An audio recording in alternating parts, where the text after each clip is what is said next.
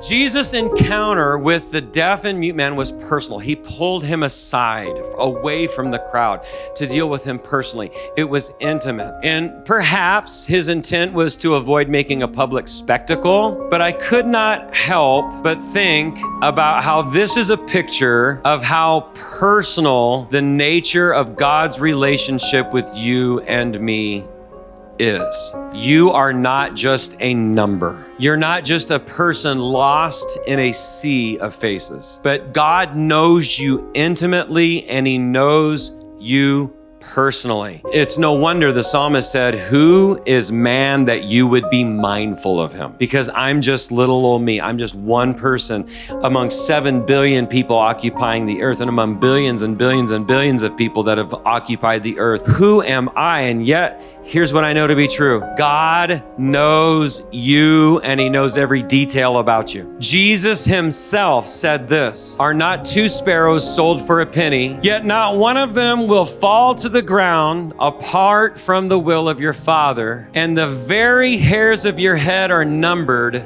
So don't be afraid. You are worth more than many sparrows." God knows every detail of your life, including how many hairs on your head, which for me is easier and easier with you to keep track of. But it's okay.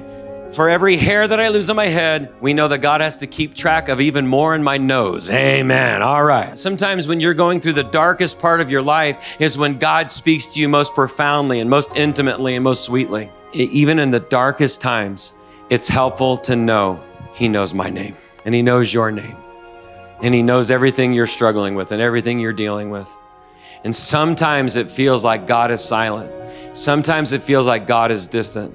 Can I tell you, oftentimes that's when he's closest to us. Don't ever trust your heart and how you're feeling. Don't stand on your heart because your heart will deceive you. Somebody help Pastor preach right now. Don't stand on your feelings because your feelings are up and down, in and out, hot and cold. Don't stand on those things, but stand rather on what you know to be true because of what God has said. Are you not more valuable than many sparrows? Somebody give me a good amen in the house of God tonight.